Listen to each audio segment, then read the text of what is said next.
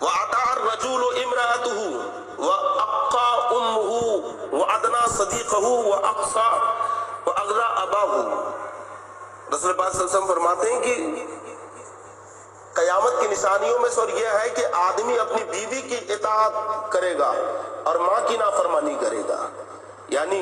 اپنی بیوی کی بڑی اطاعت کرے گا، فرما برداری کرے گا، اس کی ہر بات مانے گا، ہر خواہش پوری کرے گا، لیکن ماں کی نافرمانی کرے گا۔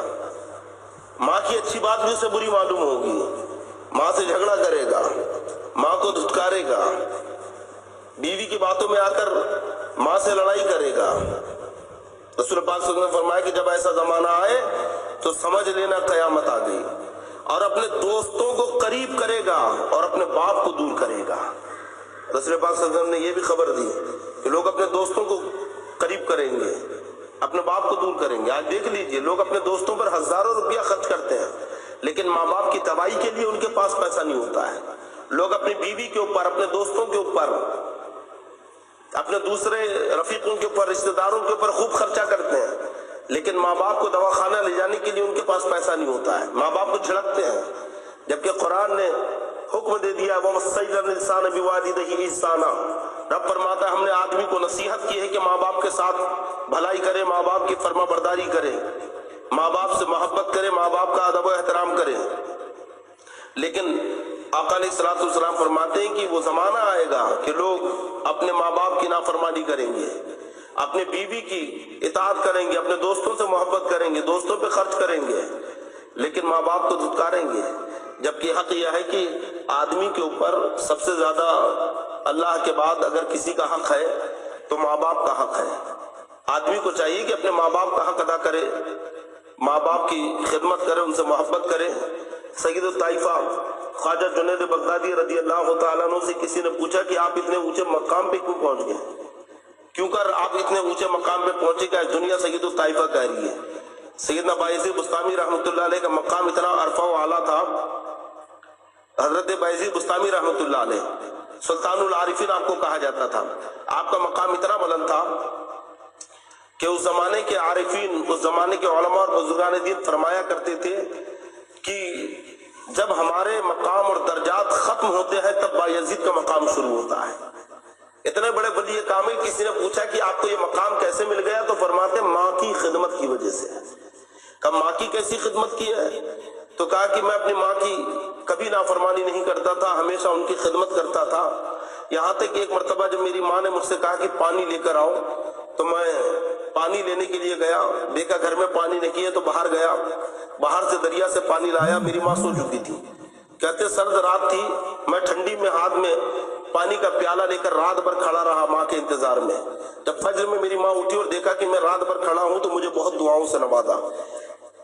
ایک مرتبہ رات کا وقت تھا، میری ماں نے مجھ سے کہا کہ بایزید دروازے کا ایک پٹ لگا دو، دو پٹ دروازے میں ہوتے، دو پلے کا ایک پٹ لگا دو۔ تو کہتے ہیں کہ میں رات بھر دروازے پہ کھڑا رہا۔ لوگوں نے کہا کہ کیوں؟ جب ماں نے کہا کہ پٹ لگا دو تو کیوں نہیں لگایا؟ تو کہتے ہیں کہ میری ماں نے کہا کہ دروازے کا ایک پٹ لگا دو اور سو گئی۔ انہوں نے یہ نہیں بتایا کہ داہنا پٹ لگانے کہا تھا یا بایاں۔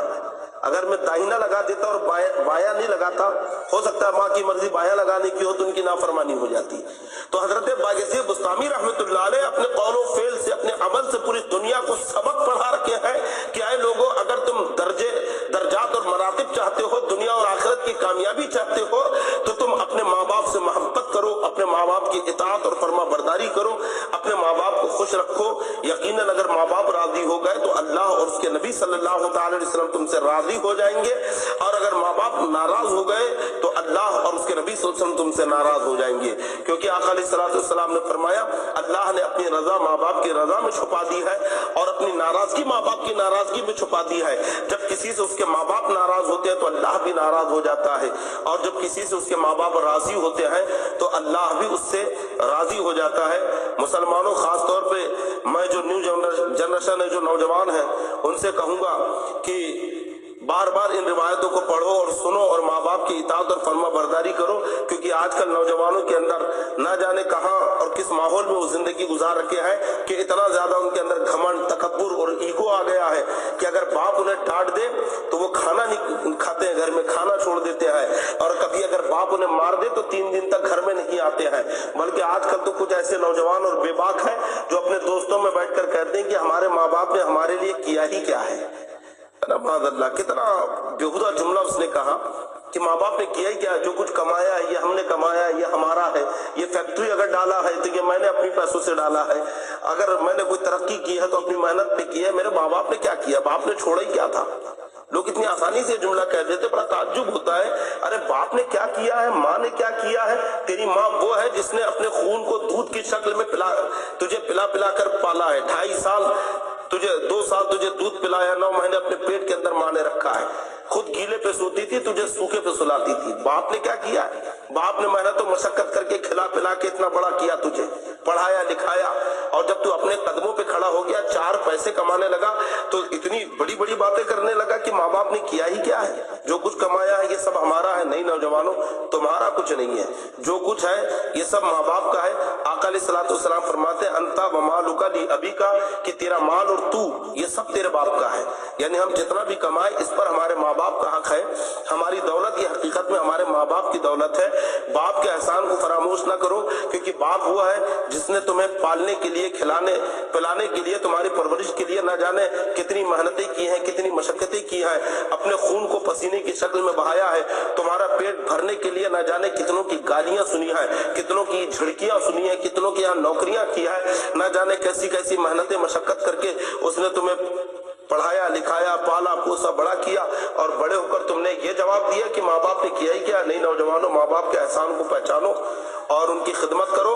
اور اگر تم دور بھاگو گے تو یاد رکھو کہ جو وعیدیں آئی ہیں کہ ماں باپ کی نافرمانی کرنے والے کو یہ عذاب ہے، تو تم اس میں گرفتار ہوں گے، اور ماں باپ کی نافرمانی کرنے والا جہنم میں جائے گا۔ اللہ تعالیٰ نوجوانوں کو سمجھ عطا فرمائے، ماں باپ کی خدمت کی توفیق عطا